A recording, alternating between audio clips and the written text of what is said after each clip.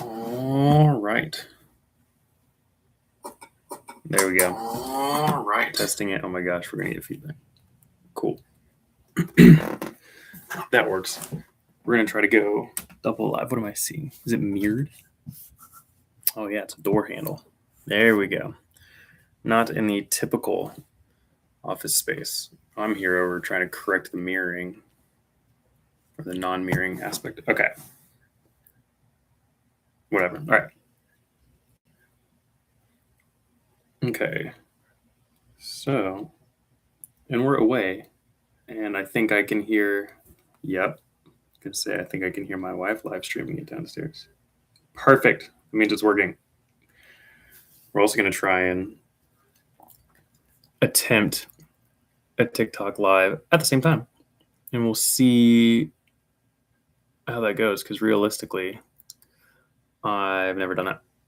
So we'll attempt both and see if we can manage it.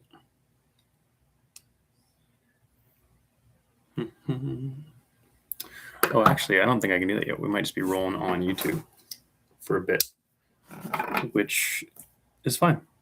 So thank you, everyone, for letting me waste your time as I try to set that up.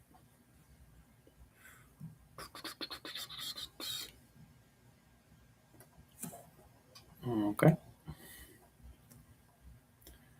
Should be good. Getting XP when you comment. That's fantastic. Cool. All right. Looks like I'm not able to do the TikTok live one, but that is okay. So I am talking about two things right now because they've been on my mind the last couple of days, and I thought I'd be potentially helpful or useful, but at the very least talk about something I think might be helpful. But there is a concept that I like. Most people understand this, but I get it from scripture. But that if you're reading the Sermon on the Mount in the book of Matthew, what you will hear there is from Jesus talking about not taking oaths. And he specifically talks about letting your yes be a yes and your no be a no. Just say yes or no. Don't make promises. Don't make oaths. And the idea there is not to lean against your word, but to just allow your word to be that. So if I say, yeah, I'll help you out, and my friend's like, you promise? I say, yeah, I promise. That's redundant. An honest person shouldn't have to say an extra layer of truth telling. They should just give their word. And actually, if we were to just give our word and mean it, we would have a lot less issues with the legal system and with court and making people swear and swearing on Bibles even. It's which is kind of ironic, actually, when people swear on a Bible, because the Bible itself tells you to just say yes or no. Will you do this? Will you serve the people? Yes. It's that simple. So now follow through is the hard part, but the idea there is just say yes. And throughout, rash with their yeses and nos.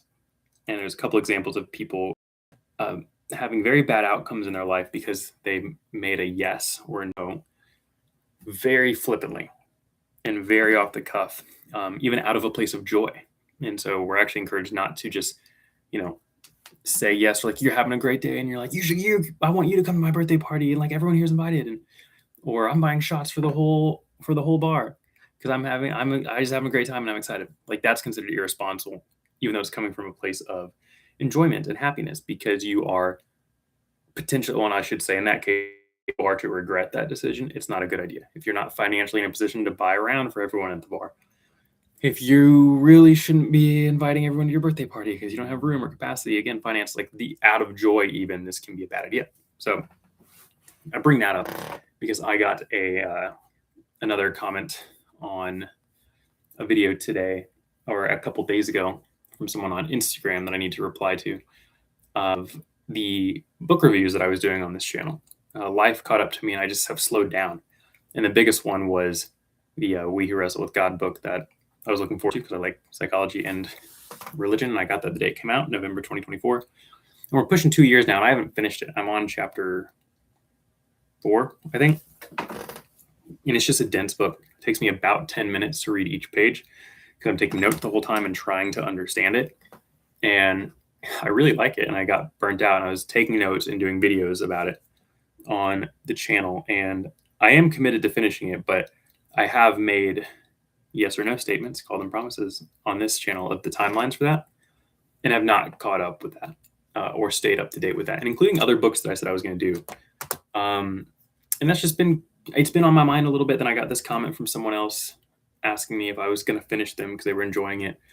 And whether I have those comments or not, I did make a commitment to it.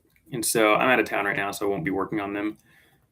But this is just another moment where I'm going to put my word out there and say I do need to follow through on finishing those. So that'll be the first one, is to finish that book because it's been addressed the most, and then work through the list that I gave last year of ones that I was working on. Because I definitely don't want to be the type of person that puts things out there and then just doesn't do them. So no one's perfect by any means. And at the same time, it's not a big ask. So I just think it's a good practice for everyone when it comes, and that's not me shirking away. Like, I'm just, in general, we're so quick to say we will or will not do something. And what I've learned in my own personal experience, trying to be as honest as I can, and to be, because there's two forms of honesty there. It's like just honest about things and honest about future plans and intentionality. Or if I say I'm going to do something, I should. One thing that I don't like is it's popular. I see it a lot. I feel like I see it more with women, but I see guys do it a lot too. Is they'll just be excited in a conversation, and someone will be like, "We need to get together more," and like, we definitely will. And it's like that type of people don't realize that when you really have an emotional connection into opportunity, if somebody says, "We'll totally do that," and that matters a lot to you, I think we can all relate to this at some point. You remember that that person made a promise to you, and the other person probably doesn't even remember, but in your mind, they're like, "No, they said they would, and I'm waiting." And I remember that they said they would, and they never did. I remember. This is a personal memory, and then other people I've talked to have had similar memories where they're having a birthday or a wedding even or something, and someone's like, I have a gift for you. I forgot it, but I have a gift for you. I have a gift for you. I love gifts. I love receiving gifts. It makes my day. It doesn't matter what kind of day I've been having. If I get a gift, it's just better. I love receiving gifts. I like to give them too. But that's a love language. If you've read the love languages books or know that literature. And I am in that category for sure. Love it. So if somebody says they have a gift for me, I get really excited. And I don't do this in a begrudging or an offensive, judgmental way, but I remember if they don't give me the gift that they said they had, I'll remember for years. And it's not like every time I see them, I'm like, oh, that jerk didn't give me my gift. It's more of like I love it so much. So when it's offered, I get excited. And then if it doesn't happen, I am bummed out. I also understand people to this conversation, they'll flippantly say that. And so I don't get that offended by it. I get offended if they do it like over and over. Like, no, like if I bring it up, or if it comes back around somehow and they keep doubling down, I'm like, what are we doing here? Like, who is this for? Is it like, are you really well intended and you're just not getting it done? Did you give it away to someone else? Did you lose it? Like, what's going on? Very rarely am I going to call something like that out. It's only if the person keeps bringing it up, and I'm like, at this point, you're insulting. But it's a real thing that people do, and that matters to me.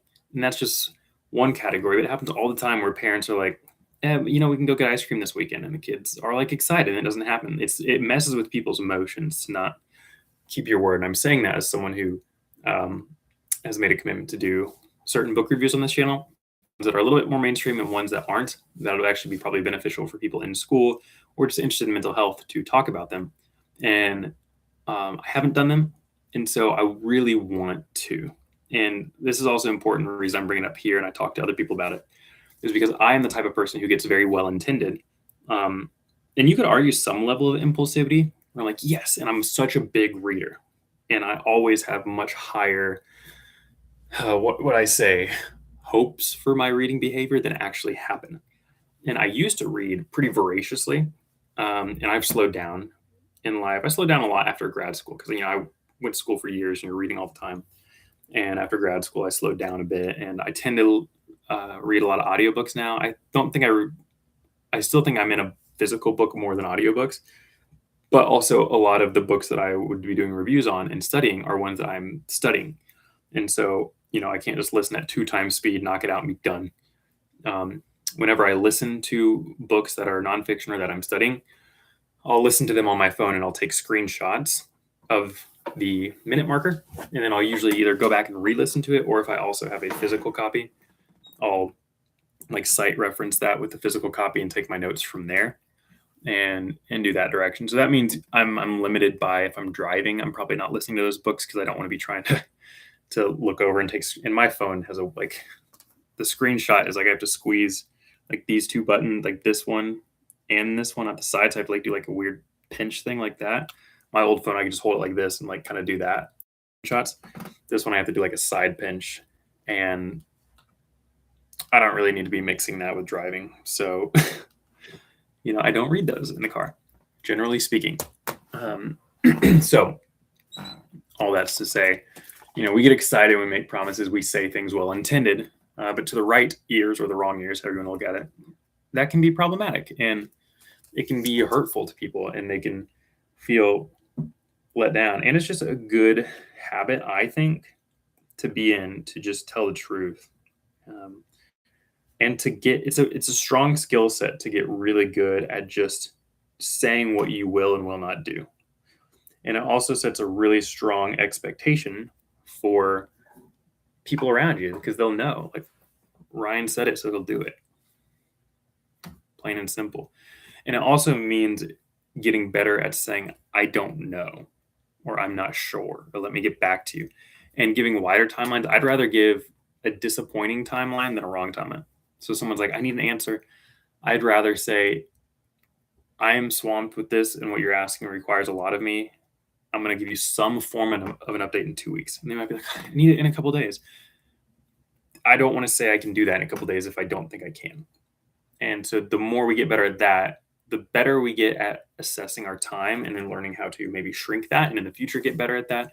We get better at how we're taking on responsibility and what we say yes to in life about capacity. Because some people think they have enough capacity for something. What they actually mean is they have just to do the bare minimum of this requirement.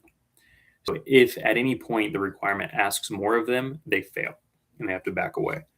And I don't know that means you have capacity.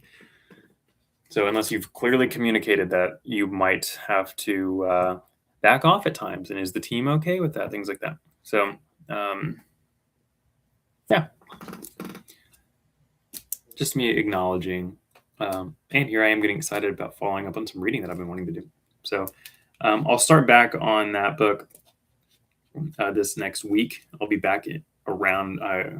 I'm not going to be by my book again until Monday, today being Thursday. So I'll get back on it. I'll probably spend a little bit of time with the Tuesday, maybe Wednesday. And then I have an audiobook that I'm working through right now that I'll probably do a review on as well. At least I'm planning to, unless it's, I won't do full reviews if I don't feel like the content is very good, because sometimes I'll read books where there's just not a lot to take away practically that makes sense for this channel, with things like identity formation, mental health, personal development. I'll throw business ones out here too. So if it doesn't fit those categories well, I either won't do a review or I'll do a very quick and simple one. So, but that's an audio one that I'm doing. And the We Who Wrestle with God is a physical one, which I should put the audiobook back on hold. It's kind of nice to listen and read that at once. I don't like spending the $40 to $80 or whatever audiobooks cost. It's crazy. When they're read well, I get it, but it's expensive. So the other point on here, if you read the title, is letting your yes be a yes and creativity. What do I mean by that?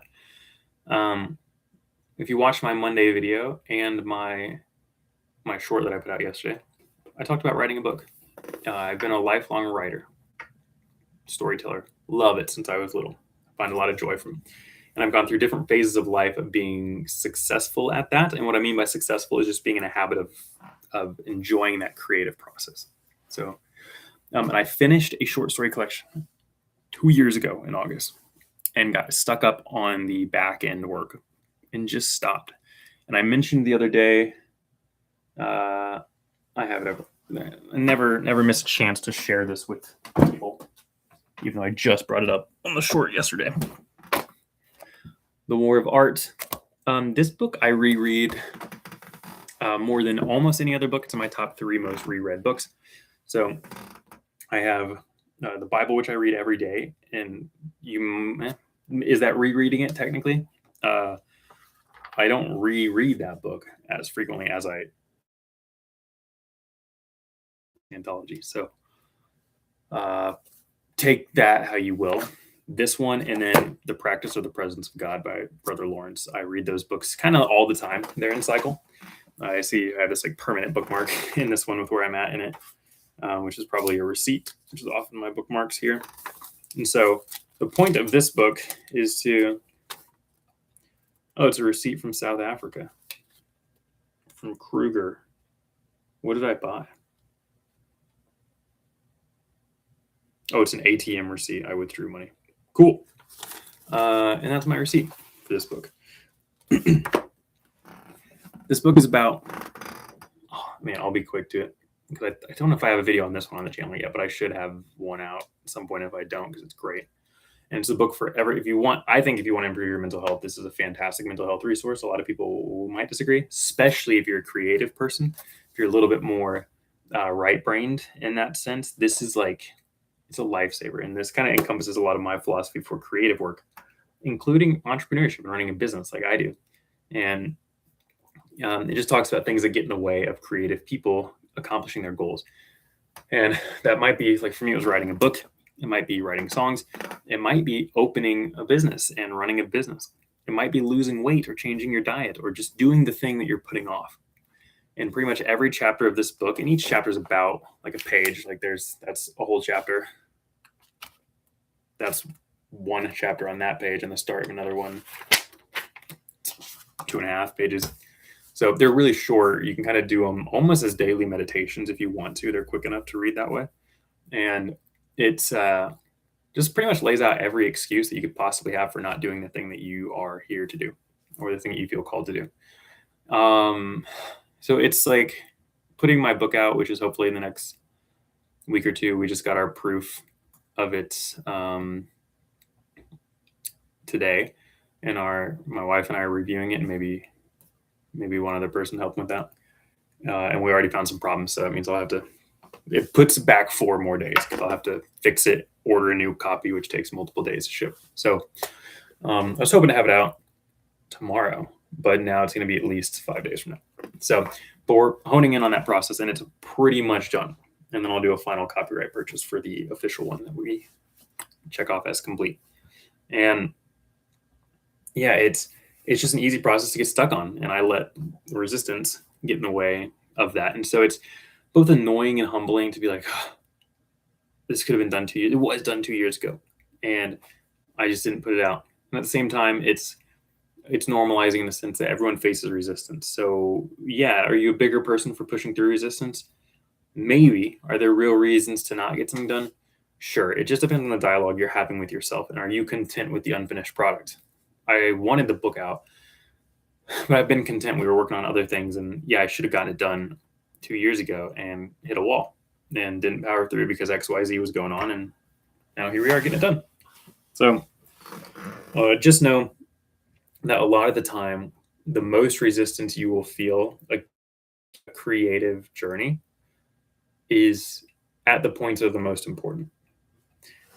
You'll feel huge resistance there, and you will feel minor resistance throughout the process of just getting started. So if you've ever found yourself being like, oh, I just want to write a couple pages a day, or I just want to get to the gym, I just want to eat a little bit better, and you pay attention to the fact that it hasn't happened, if you pay closer attention and it just hasn't been happening, you might notice not only is it not happening, but you might be confused. Why isn't it happening? I've been so well intent. I have a workout plan right here.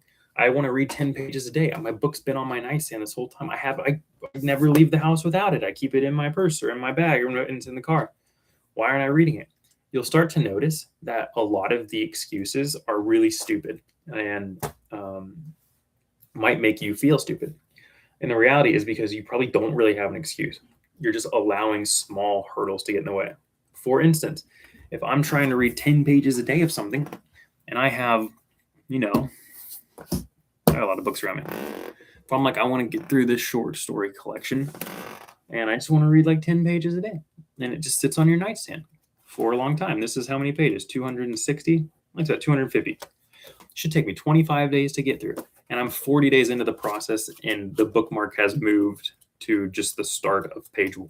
You'd be like, what is going on? And when you actually think about it, it's hard to understand what's happening. And you realize I'm just getting in bed and getting on my phone. Like there's not even a real hurdle. You're just saying, I don't want to do this in the moment. And the next morning you would say, I really wanted to do that. Like I wanted to do that and I'm not. And here we are freaking 40 days through and I haven't done it. So why? It's that minor resistance that in that moment is whispering to you, you don't need to do it. You don't need to do that. And sometimes that doesn't work. You're like, I do need to do it. So it might give you a different narrative. Just get on your phone for a minute. Just get on your phone. Play a game for a minute. You can watch the other episode of your show. You're almost to the finale. And it might suggest to you things that aren't even bad or evil or awful. But it's nothing that you're promising yourself that you're going to do. And so you feel shame because you're not doing it. And rightfully so. Not that you should feel shame. But when you tell yourself, going back to let your yes be yes, when you tell yourself, I'm going to do something, whether that was wise or not, you have told your mind this is happening. And when you don't do it, it's a shame response. You feel that way. Some things you shouldn't commit to and you do. And that shame response, you have to fight through that. Like, I lied to myself, but it's not something I should do. And we work through that framing. But when it's something that is important to you or even something that's valuable and needs to happen, you work through that shame of, okay, there's a blocker. Something is getting in the way of your success. We got to address it, right? This is where accountability groups are helpful. And that framing, people don't like that language a lot, but we'll call them interest groups. It's joining a writer's group, joining a music group, committing to things that people know about, joining like maybe a small business think tank or accountability. Being a therapist, I could join a group practice and have an open door policy to help keep me accountable to work. Then you might feel like, well, I shouldn't need all that motivation. In my mindset there, this is what I tell my clients, maybe you shouldn't need the motivation, but without it, you're going home and not doing the thing you want to do. So swallow your pride and use the accountability. And people get ashamed at needing the accountability. It's like, yeah, you shouldn't be a drain on other people. But if they're willing to help you and saying it doesn't bother me, it actually helped me to have this happen, like, then you have to shift out of I'm not being a burden, I'm not draining, and I do need the help. Great. That's why people hire personal trainers. I mean, I know people who are very fit and in shape and still have a personal trainer. I consider myself pretty adept at going to the gym and weightlifting, and I have loved the moments that I've had a personal trainer. I don't right now. But using one, it doesn't get me to the gym because I pretty much never skip the gym at this point. It's like clockwork and I look forward to it. And if I had it my way, I'd spend twice as long in there all the time. And I'm just not perfect. So I'll use, if my goal is to lift a certain amount of weight or to get my body to a certain place, the personal trainer has an accountability of expertise. So it's not like like-minded people like going to the gym with a friend. It's accountability through a hierarchical structure of novice to expert. And so that's me saying, let me have someone hold me accountable to the progress, and you increase how fast you can progress in your goal from that way. That'd be like attending a writing class or hiring an editor who they do these things for a living. That increases the quality output, not necessarily the quantity. So like I go to the gym 4 times a week. That's quantity. And that might be your goal. Now, are you getting the physical goals out of that as well? That's a quality thing. So that might be hiring someone else or having a friend who's wise coming with you and things like that. So it's just something to think of. So Yeah, I think that's I just think that's a relevant piece to consider when you look at how to get yourself over the line against resistance. Okay. And just use the resources you have. People are really like ashamed and scared to use resources. It's really weird to me. So anyway, look for more book reviews coming out. If you don't get, I don't want to put a timeline. Look, I'm almost done with the chapter in the We Who Wrestle with God book, and then I'm about a quarter of the way through the audiobook. So I'd say give me at least 10 days minimum from time of release of this minimum before you harass me on media platforms. At least 10 days, but they're coming. And hopefully I'll have that first one out before 10 days, but you have permission to say, where's the videos if it's been more than 10 days before that comes out. So that's that. I'll go ahead and end this here. And yeah, let your yes be a yes, and don't be ashamed to get help fighting resistance for creativity. You're not alone in that. And it's just great to be with like-minded people who understand that and want to help each other. So that's that. See y'all later.